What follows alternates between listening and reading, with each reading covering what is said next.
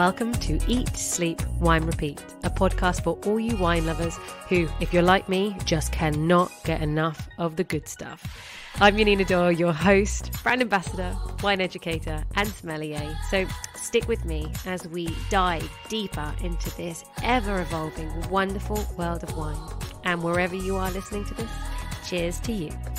Hello, wine friends, and welcome to the last episode in my deep dive series on what is hopefully an enlightening journey into the captivating realm of sparkling wines. Now, these episodes are specifically focused for those taking their WSET diploma exams, but perfect for any of you wanting to delve into the art and science of winemaking techniques employed to create these rather effervescent delights. Now, as always, this is done in a flashcard style, so you can pause the audio if you want to test yourself, but the pauses are only short, so should you just want to listen all the way through, you can. There is a focused episode on the esteemed Champagne region in France, which is episode 136, and also episode 129 focuses on the production methods of sparkling wine. But today we're going to travel to the enchanting vineyards of Italy, Spain, Germany, and beyond. So join me as we raise our glasses and embark on the final sparkling expedition. Cheers. So with Champagne out of the way, I'm going to start us in France, but with Crémant. So this is a term used to describe sparkling wines produced in various regions of France, but outside of the Champagne region. So these wines, they're crafted using the traditional method, which of course is the same used in Champagne. What I want to ask you first of all is, what are the vineyard management that they need to follow when producing Crémant? Well, the logical thing, of course, generally they are picking the grapes earlier than they would do for the still wines that they're making in these regions. They may be using grapes that have actually been declassified from still wines. They need to hand harvest the grapes, and there needs to be a minimum ABV of 9%. However, when we get to the Limoux region, the minimum ABV is 9.5, just to, keep us on our toes. Now, what about the vinification requirements for Crémant? And I'm talking things like the minimum bars of pressure, the yields, the amount of time the wine needs to spend on the lees. Well, the maximum juice yield is typically higher than it is in Champagne, so they will whole bunch press the grapes and they will get 100 litres of juice from 150 kilograms of grapes. Now, in time on the lees, it's 9 months minimum on the lees and then released after a minimum of 12 months. And with the bars of pressure, it's a minimum of 3.5 bars, but actually in Alsace and in Burgundy, it is 4 bars of pressure. Now, I've already mentioned a few of the regions, but there are 8 in France. And just again, for excitement purposes, there's also one in Luxembourg. So where are all these regions? So in France, we have Alsace, Loire, Limoux, Bordeaux, Burgundy, Jura, and Savoie. And as I mentioned, Crémant de Luxembourg, which is just north and west of Alsace. So I'm going to start with Alsace. We'll go round in a clockwise direction. What is the climate for Alsace? Okay, so firstly, just for its location, it's nestled in the foothills of the Vosges Mountains, and this is in the northeast of France. So it's dry and it's very sunny because it's in the rain shadow caused by this mountain range, which is to the west of this wine region. It's a continental climate, and of course, with that, there are risks of frost and winter freeze. Now, what are the grapes used in Alsace? There is a base grape, typically. Well, the base starts with Pinot Blanc, but you'll find Pinot Noir, Chardonnay, Riesling, Pinot Gris, and Auxerrois. And if they are making a Crémant d'Alsace rosé, what grapes are they going to use? In this instance, it will be 100% Pinot Noir. Now, if we go to Burgundy, so this is still in the north of France, we're just talking just a little bit south of Champagne. What is the climate in Burgundy? So this is a cool continental climate. Again, risks of frost and winter freeze and actually just rain in the growing season. All good fun. Now, I mentioned we are close to Champagne, so I'm sure many of you could guess what grape varieties are principally used in their blends. We are talking Chardonnay and Pinot Noir, but they can also use Pinot Blanc, Pinot Gris, Aligoté, Melon de Bourgogne, which you can find in the Loire Valley, Ceci, and also 20% maximum of Gamay can be used. Now, from Burgundy, if you go approximately 100 kilometres, you're going to get to Jura. If you want to get to grips with this region, I highly recommend you go to episode 123 with wine educator Jimmy Smith, who did a beautiful job taking you through all the terroirs, the microclimates, the diverse wine styles and the unique grape varieties. But as this is a region that doesn't produce the highest volumes, I want to just touch on the grapes. Do you know what grapes are going to be used in a Crémant de Jura? Grapes would be Chardonnay and Pinot Noir, Poulsard, Savagnin, Pinot Gris, and Trousseau. And equally, Savoie. This is still in eastern France. It's approximately now 140 kilometres from Jura going down south. Remember, we're going clockwise. Due to its proximity of the Alps, it too also experiences a cool climate with alpine influence, just like Jura. Now, the mountains, they act as a barrier. They shield the region from very extreme weather conditions and they provide protection against very harsh winds. The Alps also contribute to the development of diverse microclimates within this region, so I'm definitely going to have to do an episode on this soon. There are variations in temperature, in the amount of precipitation and sun exposure, and this is because there's varying altitude. So within the Savoie wine region, there are many different vineyards that range from the valley floor all the way up to steep mountain slopes. And of course, with the variation in altitude, it leads to differences in temperature and obviously the sunlight exposition. So the higher vineyards, they can actually be located up to about 500 meters or even more, and they're going to of course see cooler temperatures and higher acidity in their grapes. There is also a lake effect. So the presence of lakes, this is particularly Lake Geneva and also Lake Bourget, if I'm pronouncing that correctly, they really influence the climate in Savoie as well. So let's just quickly look at the grapes. And this is why I definitely need to do an episode on this region. What are the grapes that would be used in Crémant de Savoie? So, have you heard of Jacquet? Or what about Altesse? Now, don't forget, you can download the transcript. Just go to the show notes and you'll find the link so you can see the spellings of these grapes. Thankfully, there's also Chardonnay, there's Aligoté, and there is Chasselas. So they are the grapes of Crémant de Savoie.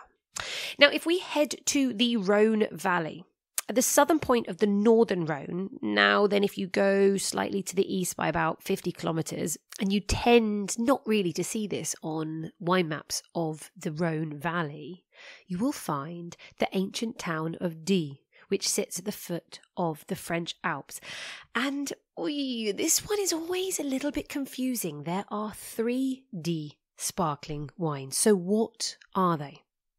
Well, you have Crémant de Die, you have Clairette de Die, And then you have Clairette de Die méthode d'Oise ancestrale. Now, the first two, Crémant de Die and Clairette de Die, they are made in the traditional method. What are the grapes? So the grape used in both is Clairette, whereas the Crémant de Die is a dominated blend. So there could be other grape varieties in there. Clairette de Die needs to be 100% Clairette. But now this is where it gets a little confusing with the Clairette de Die méthode d'Oise ancestrale. This is one of the most traditional ways to make sparkling wine. So this does not have a second fermentation. How is it made? So this is going to be a slightly sparkling wine with a decent amount of sweetness. So one fermentation. It's going to start very slowly and at a cold temperature of about 5 degrees, but it will finish in a sealed bottle. So it will go into a bottle when it has around 5 degrees of alcohol. There'll be no liqueur de tirage, so that's the yeast and the sugar added, because it's not having a second fermentation. It's just continuing the fermentation when it goes into bottle. The fermentation is going to stop naturally when the yeast is impeded by the CO2 that's been created, and you're going to get an alcohol level of around 7 to 9 degrees. So the wine is going to spend about 4 months minimum on the lees. Now, they could leave the yeast in the bottle, which is going to result in a cloudy wine, or the yeast can be removed by disgorging using the transfer method. So they'll chill down the wine in a tank and they'll filter under pressure. There's obviously no liqueur d'expédition, so that's the sugar added in at the end, and you're going to have residual sugar of at least 32 grams per litre. So this is the demi-sec level, so almost the sweetest category within the sparkling wine terms. Now, we haven't touched on the grapes used in this specific wine. What are they? Now, interestingly enough, to confuse you all completely, Clairette is actually only able to be a maximum of 25% of the blend. It's actually Muscat Blanc à Petit Grain that has to be a minimum of 75%. So that is going to produce a really grapey, exotic, super fruity wine. And of course, this one is the sweetest. But even Clairette as a grape variety, you're going to find lovely, peachy, fruity, soft flavours within the other two. Right, enough of that confusing category. Let's go down to the Languedoc region. So we're now on the southern coast of France. So this is just north of Catalonia in Spain, and you're going to find Limoux. And here there are 3 sparkling wines. Again, what are they? So you have Crémant de Limoux, you have Blanquette de Limoux, and then, wait for it, Blanquette de Limoux méthode ancestrale. So I want to touch on the climate quickly. What have we got down here in the south of France? In terms of the influences, it is a mixture of Atlantic and Mediterranean, and altitude definitely is a key factor. So let's look at Crémant de Limoux. What are the principal varieties that are going to be used in that blend? So 50% minimum needs to be Chardonnay. Then between 10 to 40%, that's going to be Chenin Blanc. So keep that in mind. Chardonnay and Chenin are going to result to 90% of the total blend. And then you've got your secondary varieties. So Morsac and Pinot Noir can be used. So those two total 20%. And just to really complicate things even more, Pinot Noir can only be used up to 15%. So there really is some very specific percentages here when making Crémant de Limoux. Now, what about Blanquette de Limoux?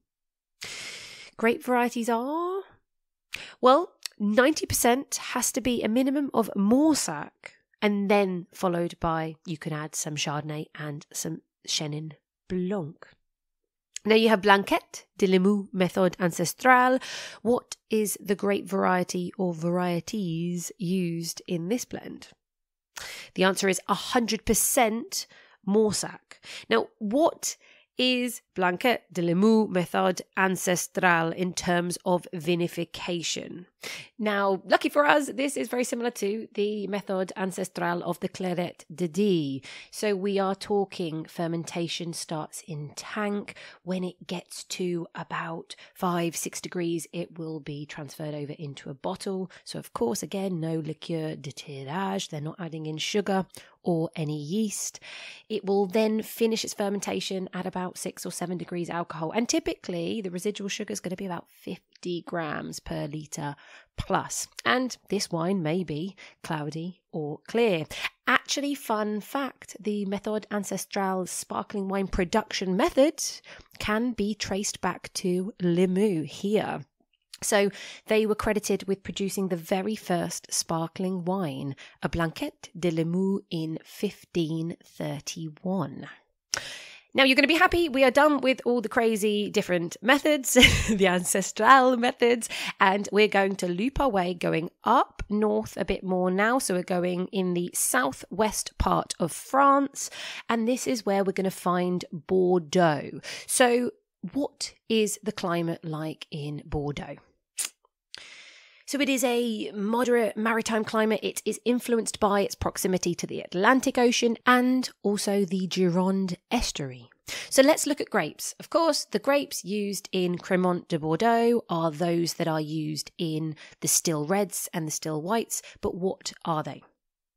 So you have Cabernet Sauvignon and Merlot, Cabernet Franc, there's Carmenère and Malbec, Petit Verdot that can be used as the red grapes. In terms of whites, it's Sauvignon Blanc, Semillon, Muscadel, Sauvignon Gris, and a maximum of 30% could be Colombard or Ugni Blanc. So if they are making a sparkling rosé, Crémant, what grapes can they use? Well, it is just the red ones that are allowed. Now, to finish off with Crémant, yay! We're going up further north to the Loire Valley. So what is the climate here? This is a cool continental, but with some maritime influence from the Atlantic Ocean. So with the presence of the rivers that run through, this will also moderate the region too. So the sparkling wines of the Loire Valley are actually centred around one wine region principally. So what is that region? That is Semur. But you're going to find that Crémant will cover the Anjou region, Semur and Touraine. So why is Semur the region that has so many sparkling wine houses? Why are they located there? The reason is that the Loire South Bank, it's just made up of a 50-metre high plateau that the river has cut into. Now this is made of tuffeau. This is a type of limestone and it is just perfect for vines to dig their roots into, and it's also an amazing material for you to build chateaux out of. So the rock that was excavated during France's Renaissance period in the 16th century, so there were these quarries left of giant caves, and that has now become this amazing place for housing wineries and also underneath the ground, this perfect temperature for wine storage. And there are roads and roads galore that you can go and visit. So talking about Semur, because Semur could actually be on the label as a sparkling wine. If you get a Semur sparkling wine, what are the grapes used? Chenin Blanc, Chardonnay, then there's Cabernet Franc, Cabernet Sauvignon, Pinot Dôny, Sauvignon Blanc, Grolot, Grolot Gris, Gamay, and Pinot Noir. Now, if it's a white Semur, it needs to be 60% minimum of what grape variety? It would be Chenin Blanc. And if it is a rosé Semur, it needs to be 60% minimum of what grape variety? That would be Cabernet Franc. Now, whilst we're talking about specific regions within the Loire Valley, you can also get Vouvray sparkling, and they use one grape variety. This is the grape variety of that region, and that is Chenin Blanc. Now, if it's a Crémant de Loire, are the grapes the same as in Semur? Are there any differences? practically they are the same. However, there is no Sauvignon Blanc that can be allowed, as this is seen as too aromatic. And in theory, this region, Crémant de Loire, is considered to be higher quality. Gamay is also not included, but Aubois, the grape variety, can be used. Now, like most Crémant, Vouvray and Saumur spend 9 months on the lees, but what about Crémant de Loire? That actually needs to be 12 months on the lease, so a little bit longer. Now, I'm happy to say we can conclude Crémant with just Crémant de Luxembourg. And this small country has a cool climate. The country benefits from the moderating effects of the Moselle River. Now, they have a whole list of grapes that can be used. Maybe you want to have a think and pause, but the list is Riesling, Pinot Blanc, Rivanna, which is also known as Müller-Thurgau, Elbling, Auxerrois, Pinot Noir, which will be used for their rosés, and Chardonnay. So let's touch on Cava. Now, for those of you wanting to go into more detail, because I realise otherwise this episode is going to be super long, go back to episode 27. Yes, all the way back to episode 27, and I'm touching on Cava and Corpinat and the other categories. But for now, let's just actually focus on, where does Cava come from? Well, it's actually not just one geographical location. Obviously, there is the heart of Cava. Where is that? So that is in Penedès. And so this is within the Catalunya region. This is the vast majority of where all the production is, but it can be produced in a third of Spain, basically. So we are talking Rioja, we're talking Aragon, we're talking Valencia, Extremadura, Navarra, the Basque County. But as I said, the heart of Cava production is in Catalunya. And if you're going to go within Penedès, there is a town called Sant Sadurní de Noia, and this is where so many of the wineries are. And in terms of climate in this specific region, what is it? Well, it's pretty much Mediterranean. There's moderate rainfall, and you're going to find that many of the vineyards are situated at around 200 to 300 meters, but you can go as high as 800 meters. So now let's talk about the grapes, because the grapes are different here. There are 3 main grapes. What are they? The first is Macabeo, which is also known as Viura in the Rioja region. There is Xarel·lo and there's Parellada. There are some other grape varieties that can be used as a white. Now introduced is Chardonnay. And for the reds, what do we have? Well, there is Trepat, Garnacha, and now allowed Pinot Noir. So I want to touch on the different grape varieties so you can know them a little bit more. Macabeo. This is most widely planted. It's early ripening, lots of green apple aromas, and typically is planted at low altitude or on the plains. But what about Xarel·lo? Well, this often gives you green gage and gooseberry notes. It has this earthy, rubbery aroma to it. Often people have said that you may be able to blind taste Cava because of that earthy, rubbery tone. Well, yes, maybe that's coming from the Xarel·lo. And this will be planted, again, low to medium altitude. Then you have Parellada to finish those 3 main grape varieties. This has finesse and florals. It is planted at high altitude. Now, for the reds, I mentioned Trepat, this grape variety. So what does this offer to the wine? Well, it has really lovely, refreshing acidity, raspberry flavours, and is only allowed in the rosados, the rosé cavas. Now, Cava is made in the same way as Champagne, so the traditional method. So how long does it need to spend on the lees? This is the same as most Crémants, so it is 9 months on the lees, and typically the maximum juice yield is very similar to Champagne.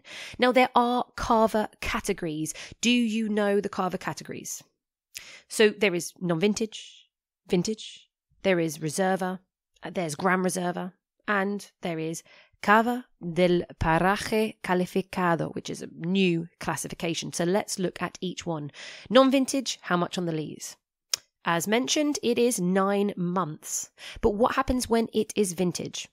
Actually, again, exactly the same. 9 months on the lees. Reserva, if you see this on a label, what does it mean? Has to be a minimum of 15 months on the lees. And Grand Reserva? This is going to be 30 months on the lees. Now with this new classification, the Cava del paraje calificado, what are the requirements here? So it firstly actually has to be from a single vineyard and needs to be aged on the lees for a minimum of 36 months. Now moving on to Germany, they produce a sparkling wine called German Sekt. Now this is typically very high volume sparkling wine that is produced inside Germany. And actually they can source their grapes from elsewhere in Europe. So in terms of the grape varieties they can use, what are they? Well, actually, this is a really open book. There aren't any limitations. So typically Riesling will be used and Pinot Noir, Pinot Blanc if it's grown in Germany. But as I said, it could be any of the grape varieties because they can source from Europe. Now, are there any regulations in terms of their production methods and vinification? Well, the ABV needs to be 10% minimum, needs to be a minimum of 3.5 bars of pressure. And you'll primarily find the wines are made in tank method, but if there are premium versions, they will be made in the traditional method. Now, there are some classifications. So what are they? So we have Sekt, and that is the basic level. So again, the sparkling wine, the grapes can come from anywhere in the EU. What if it says Deutscher Sekt? That means that the base wine has been sourced from Germany. Now, if you see Sekt BA, the base wine comes from a specific German quality region. What about Winzer Sekt? Now, this is premium Sekt. It comes from a single vineyard and single grape variety. It has to be estate bottled, traditional method, and minimum of 9 months on the lees. The vintage and the variety used in that wine, the Winzer Sekt, has to be a minimum of 85% from that year and from that grape variety that they're stating. Now again, like Cava, I have an episode on Prosecco, so I don't want to go too into detail here. Go and explore episode 48 to know more about Prosecco. But of course, this is the fastest growing sparkling wine category. Typically, it's giving you fruity and mainly off-dry styles. And this is the most famous wine style using the tank method. There are other names for this. What are they? You could call this the Martinotti method or the Champage method. And that's because it was actually Federico Martinotti, an Italian, at the end of the 1800s, who wanted to find a sparkling wine that could be made at lower costs and faster. So he found a way to do a second fermentation in a stainless steel tank, but under pressure. So this is known as an autoclave. But a few years later, a French man called Eugene Charmat, he then came along and effectively improved these autoclaves, and that is why you can call it either. Now, what is the main grape that is used in Prosecco production? It is the Glera grape. Now, this used to be called Prosecco, but to protect the region, the name was changed in 2010. But alongside Glera, you can use 15% of local varieties. So this might be Verdiso, Bianchietta, Trevignana, Pereira, or Glera Lunga. And there is also an option to use international varieties such as Chardonnay, Pinot Bianco, Pinot Grigio, and Pinot Noir. And Prosecco itself is a DOC, but to get the highest quality, the DOCG, it's between two towns. What are they? So this is Conegliano and Valdobbiadene. So this is 15 communes between those two towns within the province of Treviso. Now going down south from Valdobbiadene, you'll also find Asolo DOCG.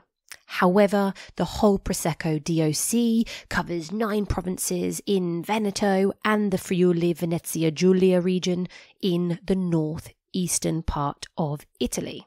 Now, within the Conegliano Valdobbiadene DOCG region, you may see on a bottle Rives. Now, what are they? So, a Rive is basically a steep area that has been selected because of its very specific macro climate. Now, everything has to be hand harvested here. However, with the steepness of the slopes, it's the only way that they would be able to pick the grapes anyway. And their yields are stricter, so they have more controls here. So you're going to see the Rive and then the name of the village or the municipality on the label. Now, right at the top of the triangle, you're going to see Cartesi, Superiore de Cartesi, and this is made up of literally 108 hectares. This can be found enclosed in about 1 square kilometre, and there are around approximately 140 different landowners. This is known as the best place. This has the southern exposure, so the grapes get the highest sugar levels, amazing breezes coming down from the mountains, so no issue with fungal diseases. The soil is super rich in minerals, so this was a seabed about 5 million years ago. And what with the amazing microclimate here, there are much stricter yields here, the lowest yields per hectare. So here, maximum yield is 12 tonnes per hectare. But what are the typical yields for a DOC compared to a DOCG? So grapes being labelled as a Prosecco DOC need to be 18 tonnes per hectare, whereas if you were purchasing a Prosecco from a DOCG region, the yields need to be 13.5 tonnes maximum per hectare. Now, what is the climate here? So this is a warm continental climate. There are sea breezes and cool winds from the Alps affecting the climate here. And in terms of the best grapes, as I already mentioned, they come from steep slopes. The best are south facing and will have larger diurnal range. And you're going to find slopes up to about 500 metres in the DOCG areas. Now, what is the minimum potential alcohol here? The answer is 9.5%. And do you know what it means if you see spumante on a label, frizzante or tranquillo? Well, spumante is fully sparkling, frizzante is lightly sparkling, and then if you see tranquillo, this is a still. Now in Prosecco, you will find they follow the same sugar levels as all over the world. I mentioned an off-dry style is quite typical, especially on the cheaper level Proseccos in the supermarkets. That would be extra dry, so between 12 to 17 grams residual sugar per litre. But if you do look out, you will often still find a brut Prosecco, so anything between 0 and 12 grams residual sugar per litre.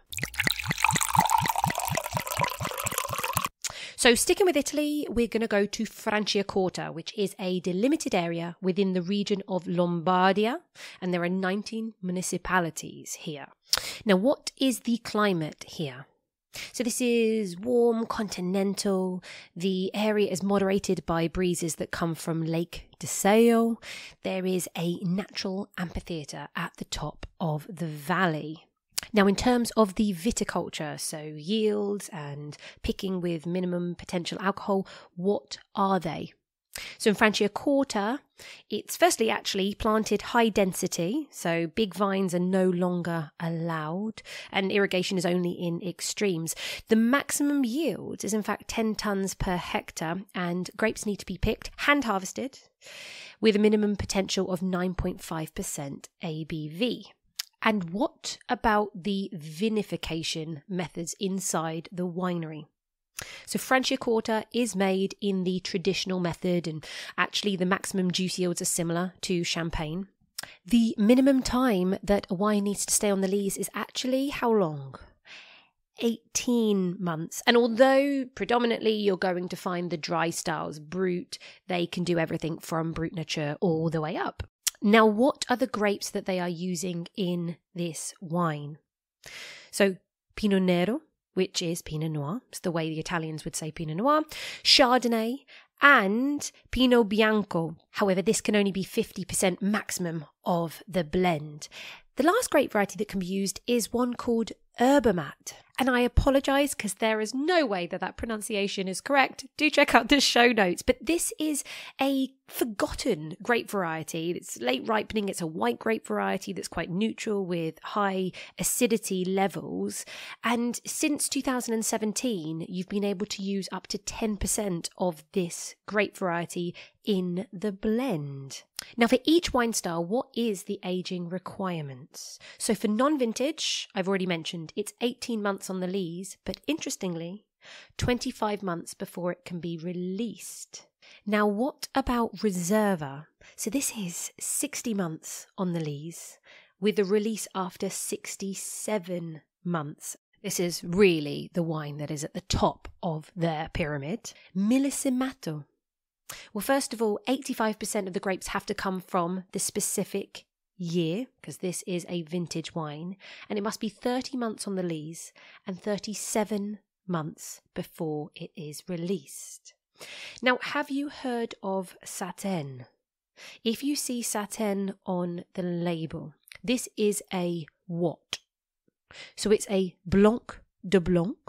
It's typically made from Chardonnay, but up to 50% could be Pinot Bianco. And it has less bars of pressure compared to Champagne, so always less than 5 bars. And actually, to achieve that, when they add in the liqueur de tirage, so this is the sugar and the yeast, they will put in 18 to 20 grams per litre, as opposed to about 24 grams per litre for a fully sparkling wine. This style is always Brut, so it's a dry style, and actually Satén means silk, and so the idea of this is you get this very soft, really gentle style. It's got a nice creaminess, it's not so intense, and therefore it is silky. Satén. Oh, and it must be aged for how long? At least 24 months on the lees. Lastly, if you get a Franciacorta rosé, it must have at least how much Pinot Noir in it? So the base wine must be at least 25% Pinot Noir. And in terms of time on the lees, it's a minimum of 24 months.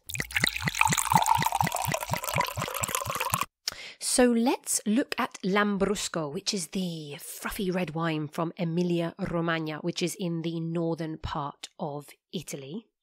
Now, in terms of the grape variety, what is it? Well, the grape variety is Lambrusco. However, there are over 60 different varieties of Lambrusco that have been discovered. And these varieties can grow up in the north of Italy and down in the south. Now, I mentioned there are 60 types at least of Lambrusco grape variety, but there are 4 that are considered to be the highest of quality and used most regularly. So what are they? They are Lambrusco Salamino, Lambrusco de Sobara, Lambrusco Maestri, and Lambrusco Grasparossa. Now, you'll typically find most Lambrusco wines are actually a blend of these varieties, but sometimes they will use one single varietal. Now, the Lambrusco family of grapes, it's native to Emilia-Romagna, and within that there are 4 DOCs. There is also one other DOC that's in Lombardy, which is called Lambrusco Montovano. And this Lambrusco, it's typically in a dry style or a semi-dry style. But focusing on the other 4 from Emilia-Romagna, what are they called? So you have Lambrusco Reggiano, Lambrusco Grasparossa de Castelvetro, Lambrusco de Sobara, and then Lambrusco Salamino de Santa Croce.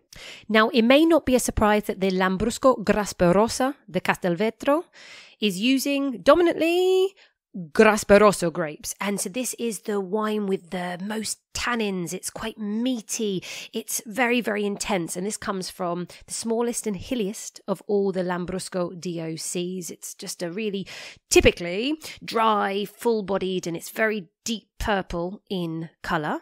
Another non-surprise is Lambrusco Salamino de Santa Croce. So this is made from typically Salamino grapes. But both of these two regions need to use what percentage of Lambrusco grapes? 85% minimum must be Lambrusco grapes in the blend. Now, when we look at Lambrusco di Sobara, this has an incredibly high reputation for its quality. And typically, the wines are based on the Lambrusco di Sobara variety. There must be at least what percentage of Sobara? 60% in this blend and up to 40% Lambrusco Salamino. Then lastly, you have the DOC Lambrusco Reggiano. And this too is 85% minimum of the Lambrusco varieties and just tends to be a nice blend. Now, quickly just touching on the climate of Emilia-Romagna, what do we have here? It's warm continental here with hot summers and cold winters. Now, how do they vinify the wine? How are Lambrusco wines made? Well, they can be made either with the tank method or in bottle as well. So there's a lot of versatility here, but the tank method is chosen more often than not. Now, the juice yields will be higher typically than champagne, and actually the primary fermentation tends to be quite cool because the style of this wine is about freshness, fruity aromas, and typically less tannins.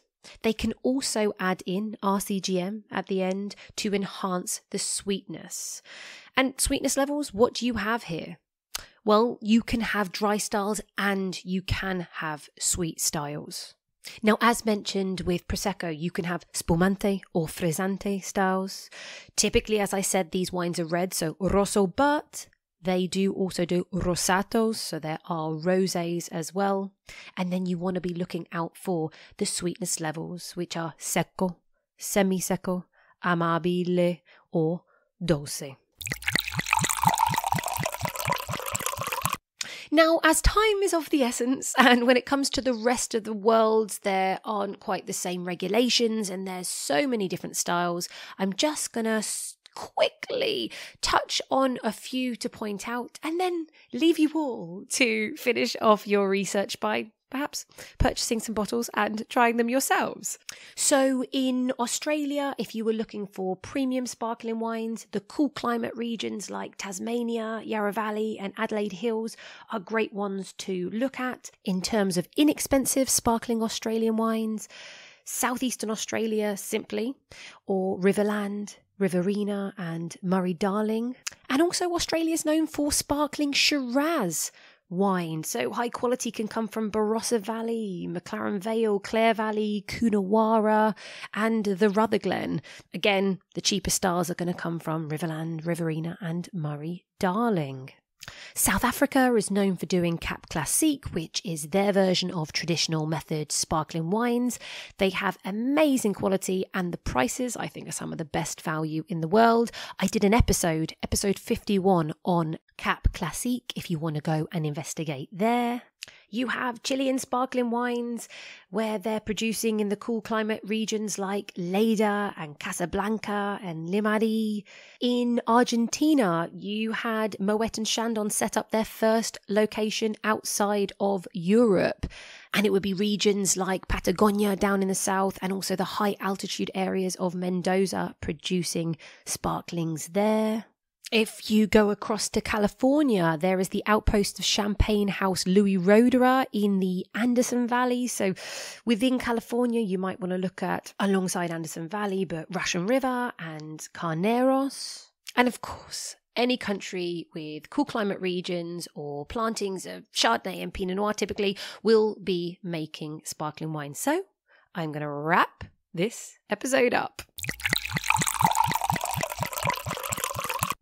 So, as always, I finish with a wine quote, and I have one from Winston Churchill, who said, In success, you deserve champagne. In defeat, you need it. So, interchange that word champagne with any sparkling wine you have, regardless of whether you are winning or losing today with your studying, with your learning of wine. Grab that glass, relax, you deserve it, and I'll see you back here next week, where we will be looking at the Criolla varieties that came from Spain and arrived in South America in the 1500s.